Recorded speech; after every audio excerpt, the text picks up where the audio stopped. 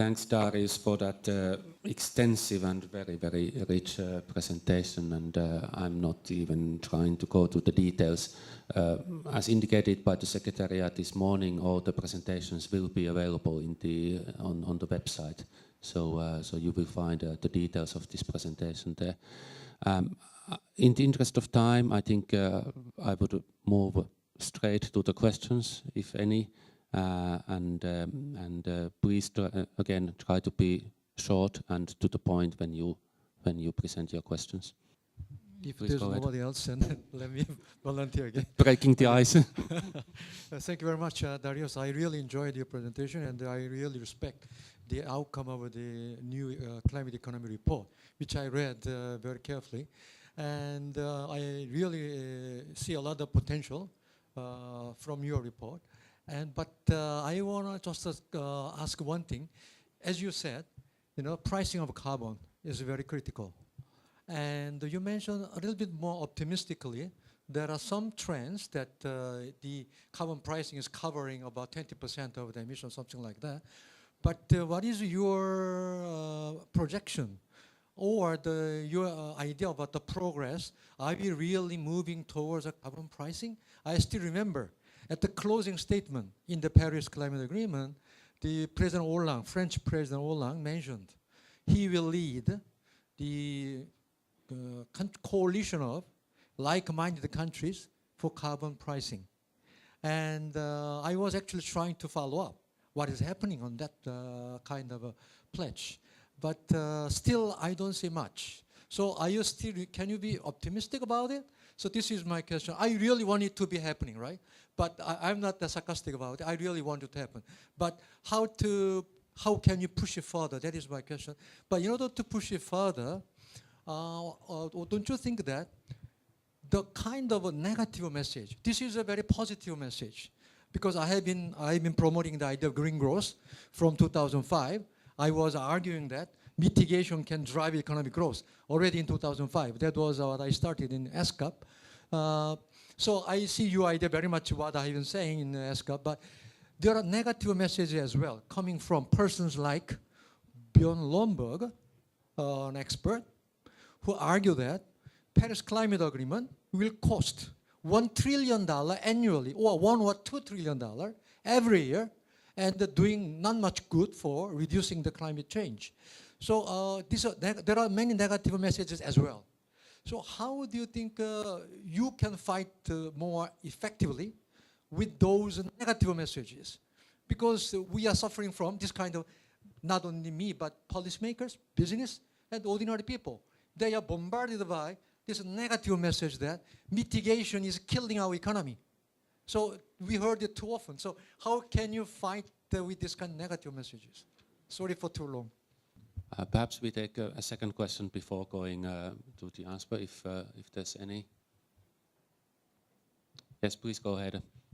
Finally, we have somebody from that side. Thank you. I was on the other side in the first session. Yeah. So Okay. just count me whenever it's like whenever you want somebody to ask questions. Thank you so much, and I think I have a couple of comments or questions. The first one, it was mentioned by the distinguished presenter that there is a need that countries should reduce the subsidies, the fossil fuel subsidies. But in reality, what we have seen is that many countries have done that. But yet, the problem is not just changing the regulatory framework, but rather accessing the climate finance. And the obstacles are not related to changing the regulatory framework back home or reducing subsidies, but it's more of the risks, financial risk, political risk, whatever risk you can mention. We have seen that in the GCF, accessing funding from the GCF. We have seen that in accessing funding from different institutions. It was mentioned in the first session in this meeting that projects have to be bankable projects. So it is not about just changing or reducing the fossil fuel subsidies. This is just one small element. But the reality is, how can we ensure the flows of finance? The second point, I think it just relates to the previous question, the carbon pricing.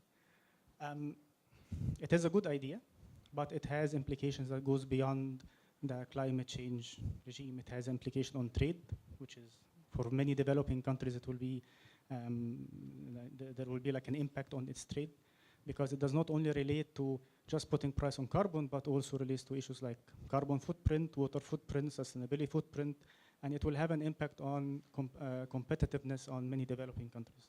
So in reality, it is a good idea. Yes, it can generate revenues in many countries, but mainly in many developed countries and in some developing countries, but you cannot apply it across the board. And if you apply it, you will face the issue of distorting international trade. So how you deal with this issue? Thank you. Yeah. Okay, so I pass over to Darius for answers. Go ahead, please. It's getting questions like that when you wish that you've already run out of time. You're probably wondering why I put these pictures up, and I'll explain to you in just a moment. But let me answer the questions as best I can. Professor Chung, you asked about progress on fossil fuel subsidies, and also how do you deal with a world where you're being bombarded? How do you make progress in the world where you're being bombarded by negative messages? On fossil fuel progress, I think there's sufficient progress so far to feel confident that it's possible to remove subsidies without causing massive social dislocation or industrial revolt. We have 40 countries and 20 cities that have implemented or scheduled some kind of carbon pricing, including my home state of California. More than 90 countries refer to their some form of carbon pricing in their Paris Agreement pledges. In 2015, some 26 billion was raised via local carbon taxes or ETS systems. And maybe the two most important data points from my point of view, China's own plans to implement the world's largest emissions trading system, and some 1,200 companies that have instituted some internal carbon price to help discipline their own project selection. Shell, for example, $40 a ton. ExxonMobil, $80 a ton. So there are some signs of progress, although they're not always at the national level. And I think that's somewhat encouraging. From a personal standpoint, I share your frustration and agony with the fact that we live in a world where the good news doesn't always outweigh the bad news. But I think the way I wake up in the morning is just to continue to remind myself that someone somewhere is trying to solve this problem, and we have to focus on the positive. I mean, it's a depressing business, frankly. But, let me just explain the slides in the back. One of the things that's greatly frustrating to me personally, and this goes to the point about access to finance. I'm a former banker, so I'm used to working in a private sector pace of work. The reason I put up these slides, and these are not on the web, I asked them not to, UN Secretariat not to post these on the website, is because these slides depict news from the last couple of weeks. India, Mumbai flooding, Houston, in the United States, this is Hurricane Irma. There's a bus underwater. I tried to pick pictures that were showing low carbon transport systems that were overwhelmed by rain or climate change related weather events. And the question I asked myself when I saw these coming through the news flow is, what year are we in? What year are we in? Is this 2030? I was expecting to see weather like this sometime in my life, but not this year. And if this is the new reality, how do we reconcile this physical reality, where the weather has caught up to the physics, with the time frame of our action plans, where we meet once a year, we talk about it, we try to make better promises? And what does it mean for what we do next? So going to the point about access to finance, it's true that project preparation, for example, can take a number of years, 3 years, 5 years, sometimes 10 years in Africa to put a big wind project up.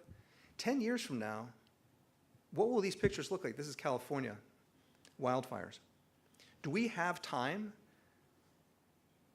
to run our systems, our decision-making processes, our investment processes on the same rhythm that we have been using for the last period of time? So in terms of accessing climate finance, I have to watch what I say because this is a public forum and I have strong personal views, but maybe we can take that offline.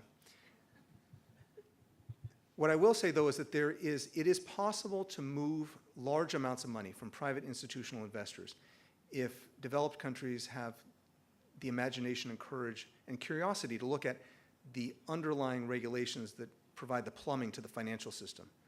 If we look at regulations, for example, like Basel, or solvency, and look at how those are shaping the incentives within asset management firms, if we look at disclosure requirements, if we look at fiduciary requirements among sovereign wealth funds, and how much money they spend, they can allocate to emerging markets, to infrastructure in emerging markets, and to low carbon infrastructure within that set, you might end up, after doing all that math, with a number that's not very far away from what you have today. So unless we change those rules and incentives, you're not going to move the big money, no matter how much de-risking you add later on over from the DFIs.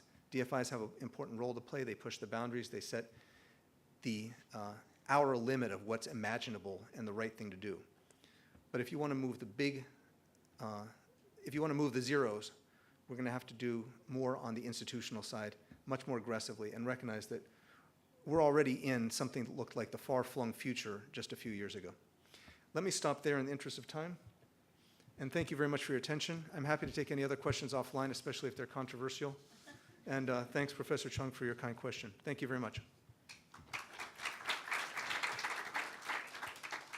Thank you, Darius. I can't resist the temptation just to make one remark sitting behind the nameplate of co-facilitator before we move to the next session.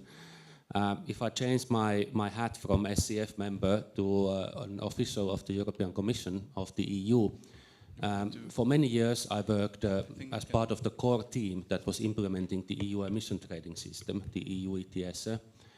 And I was also one of the persons holding the pen when we were doing the impact assessment for the new phase of the ETS that is starting by 2021. I think that there are a couple of points that need to be mentioned when we speak about carbon pricing and in general the emission trading. One is that in all those years and in all those studies and also as part of our impact assessment, we didn't find any evidence of loss of competitiveness. Overboard, I think the indicators and the studies we did also on carbon leakage, that hasn't happened, basically showed that in a number of cases the ETS had increased the competitiveness because the companies had been forced to invest to more efficient, leaner and cleaner technology in order to maintain their competitiveness and to improve it. Yes, I think there have been some parameters that have been wrong in the ETS and the price hasn't been perhaps correct enough in order to drive as many investments as we wanted, but we're getting there. And once the carbon pricing is at the level that is appropriate and defined by markets that have enough stability and liquidity, then I think it's going to be a tremendous driver for further low carbon investments. And this is something that I think in cooperation now we are doing, for example, with China. We also have a cooperation with Korea and other countries. I think there is evidence that more and more these kind of like ETS systems are appearing, as you just mentioned, globally or in the world. I'll leave it there. I'm interested to discuss with anybody if you have any questions after the session. But